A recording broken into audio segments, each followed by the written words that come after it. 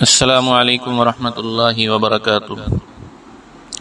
ملے گی قلب کو راحت، درود پڑھتے رہیں، خدا کی بھی ہے یہ سنت، درود پڑھتے رہیں۔ ہو صبح و شام وظیفہ زبان پر پیہم، بنا لیں اپنی یہ عادت، درود پڑھتے رہیں۔ بنے گی قبر کشادہ، یقین ہو دل میں، ملے گی ایسے ہی جنت، درود پڑھتے رہیں۔ درود پڑھتے رہیں اور کام کرتے رہیں، سو ہوگی کام میں برکت، درود پڑھتے رہیں۔ بڑے یہ کہتے ہیں ایک آزمودہ نسخہ ہے، ٹلے گی روح کی وحشت، درود پڑھتے رہیں۔ تو پڑھیے اللہم صلی علی محمد النبی الامی وآلہ وسلم۔ ہم آپ کی خدمت میں ان لوگوں کے حالات بیان کر رہے ہیں جنہوں نے سب سے پہلے سرور کائنات صلی اللہ علیہ وسلم کی دعوت پر لبیک کہا۔ سیدہ ام ایمن رضی اللہ تعالی عنہ کا تذکرہ گزشتہ کلپ میں گزر چکا۔ آئیے ایک اور خوش نصیب کا تذکرہ کرتے ہیں۔ ان کا نام ہے زید بن حارثہ رضی اللہ تعالی عنہ۔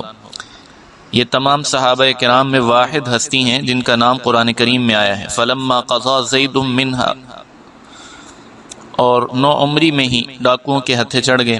انہوں نے جو ہے وہ ان کو غلام بنا کر بیچ دیا۔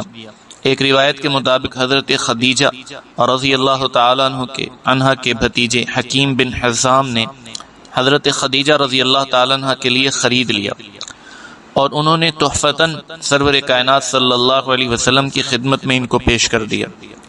دوسری روایت کے مطابق خریدنے والے خود آپ تھے۔ بہرحال جو صورت بھی ہوئی، حاصل یہ کہ حضرت زید رضی اللہ تعالیٰ عنہ آپ صلی اللہ علیہ وسلم کی غلامی میں آ گئے، اس ذات اقدس کی غلامی میں جس کی غلامی آزادی کی آخری معراج ہے۔ ادھر حضرت زید رضی اللہ تعالیٰ عنہ کے ماں باپ اپنے لخت جگر کے گم ہو جانے پر خون کے آنسو رو رہے تھے۔ حضرت زید رضی اللہ تعالیٰ عنہ کا والد حارثہ یہ ایک بڑے درجے کے شاعر تھے۔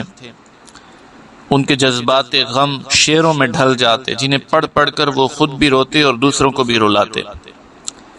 ان کی ایک دردناک نظم کے چند اشعار کا ترجمہ ہم آپ کی خدمت میں بیان کرتے ہیں۔ فرماتے ہیں کہ میں زید کے لیے رو رہا ہوں اور مجھے کچھ پتہ نہیں کہ اس پر کیا گزری، کیا وہ زندہ ہے کہ میں اس کی آس رکھوں یا اس کو اجل نے آ لیا ہے۔ اے کاش مجھے پتہ چل سکے اے زید کہ اب عمر بھر تو لوٹ کر آئے گا بھی کہ نہیں۔ اگر تو واپس آ جائے تو دنیا میرے لیے یہی خوشی بس ہے، دنیا میں میرے لیے یہی خوشی بس ہے۔ جب سورج طلوع ہوتا ہے تب بھی اس کی یاد آتی ہے، اور جب غروب ہوتا ہے تب بھی اس کی یاد ستاتی ہے۔ جب ہوائیں چلتی ہیں تو وہ بھی اس کی یاد کو برانگیختہ کر دیتی ہیں۔ ہائے اس کے غم اور فکر میں مجھ پر کتنا طویل زمانہ بیت گیا۔ میں پوری کوشش سے اس کی تلاش میں اونٹوں کو دوڑاتا رہوں گا، چاہے اونٹ اکتا جائیں لیکن میں کبھی نہیں اکتاؤں گا۔ یہ جستجو زندگی بھر جاری رکھوں گا یہاں تک کہ میری موت آ جائے، کہ ہر آدمی نے آخر مرنا ہی ہے، خواہ اس کی آرزوئیں اسے کتنا ہی بہلاتی رہیں۔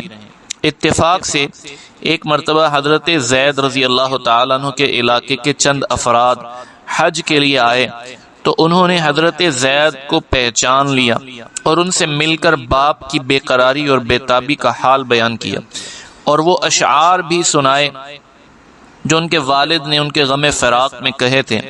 حضرت زید رضی اللہ تعالیٰ عنہ نے بھی جواباً 3 شعر کہلا بھیجے، جن کا محاصل یہ ہے کہ آپ لوگ میرے لیے اس قدر پریشان اور غمگین نہ ہوں، کیونکہ میں بحمد اللہ بہترین خاندان میں ہوں اور اولاد معد یعنی قریش کے جد امجد ہیں، کہ ایسے لوگوں کے درمیان جو آباء و اجداد سے معزز چلے آتے ہیں میں ان کے درمیان ہوں۔ ان لوگوں نے واپس جا کر جب حارثہ کو زید رضی اللہ تعالیٰ عنہ کی بازیابی کی خبر سنائی اور دیگر تفصیلات بتائیں تو حارثہ اور اس کا بھائی کعب زید رضی اللہ تعالیٰ عنہ کو لینے مکہ مکرمہ روانہ ہو گئے۔ وہاں پہنچ کر سرور کائنات صلی اللہ علیہ وسلم سے ملے اور عرض کی، اے عبد المطلب کے بیٹے، اے ہاشم کے بیٹے، اے سردار قوم کے بیٹے، ہم آپ کے پاس اپنے بیٹے کے سلسلے میں حاضر ہوئے۔ آپ ہم پر احسان کیجیے اور فدیہ لے کر ہمارا بیٹا ہمیں دے دیجیے۔ سرور کائنات صلی اللہ علیہ وسلم نے پوچھا اور کچھ؟ انہوں نے کہا نہیں، ہماری آمد کا بس یہی مقصد ہے۔ تو آپ صلی اللہ علیہ وسلم نے فرمایا اس طرح کرو کہ زید کو بلاؤ اور اس سے پوچھو کہ وہ تمہارے ساتھ جانا چاہتا ہے یا میرے پاس رہنے کا خواہش مند ہے۔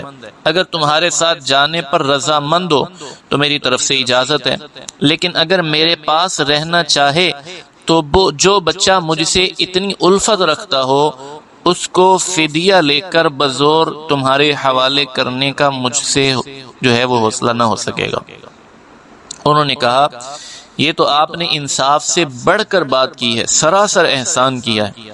چنانچہ حضرت زید رضی اللہ تعالیٰ عنہ کو بلایا گیا، وہ آئے تو سرور کائنات صلی اللہ علیہ وسلم نے حارثہ اور کعب کی طرف اشارہ کرتے ہوئے فرمایا زید ان کو پہچانتے ہو؟ تو زید رضی اللہ تعالیٰ نے ان پر ایک نظر ڈالی اور عرض کی جی ہاں یا رسول اللہ صلی اللہ علیہ وسلم، ایک میرے والد ہیں اور دوسرے میرے چچا ہیں۔ سرکار نے فرمایا یہ تجھے لینے آئے ہیں۔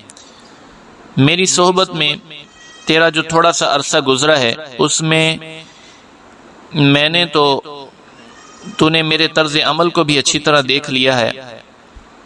فرمایا اس میں تو نے میرے طرز عمل کو اچھی طرح دیکھ لیا ہے، اب تیری مرضی ہے، ان کے ساتھ جانے کو جی چاہے تو چلا جا، میری رفاقت پسند ہو تو ادھر ہی ٹھہر جا۔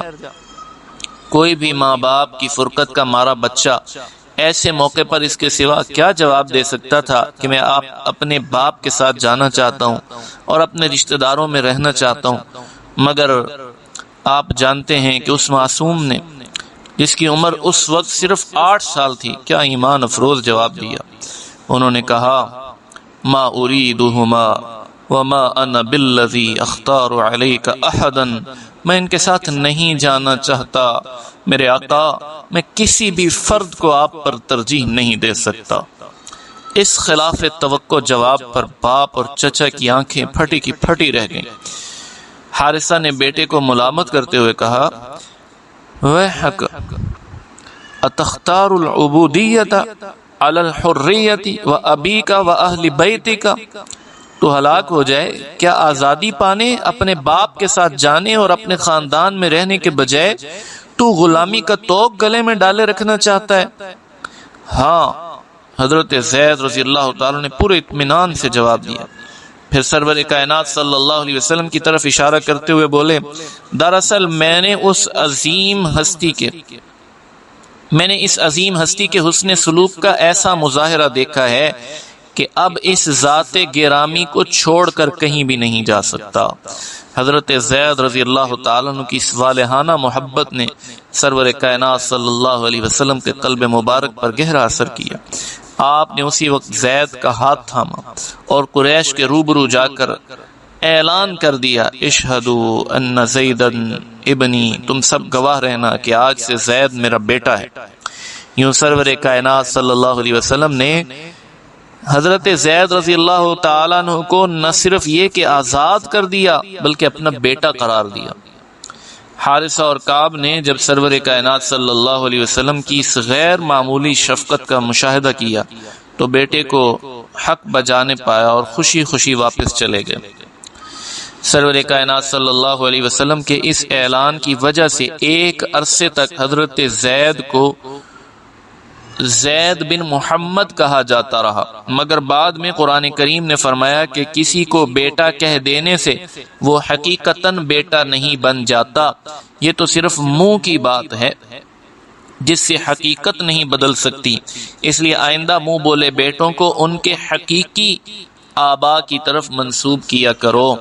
اس کے بعد زید ابن محمد کہنا ترک کر دیا گیا اور زید ابن حارثہ کہا جانے لگا، تاہم سرور کائنات صلی اللہ علیہ وسلم ان کو اپنے ہی خاندان کا ایک فرد سمجھتے تھے، اسی بنا پر اپنی پھپھی ذات بہن زینب رضی اللہ تعالی عنہ کو ان کے عقد میں دے دیا، مگر بوجوہ خاوند بیوی میں نباہ نہ ہو سکا اور علیحدگی ہو گئی۔ بعد میں حضرت زینب رضی اللہ تعالی عنہ اللہ رب العالمین کے حکم سے آپ صلی اللہ علیہ وسلم کی زوجہ مطہرہ بنی اور ام المومنین کی سعادت سے بہرہ مند ہو گئی۔ حضرت زید رضی اللہ تعالیٰ عنہ کی پوری زندگی سرور کائنات صلی اللہ علیہ وسلم کے سایہ عاطفت و شفقت میں گزری، اور آپ کی حیات مبارکہ میں ہی 8 ہجری کو غزوہ موتہ میں جام شہادت نوش فرمایا، رضی اللہ عنہ وارضاہ عنا۔ درود پاک پڑھ لیجئے۔ اللہم صلی علی محمد النبی الامی وآلہ وسلم۔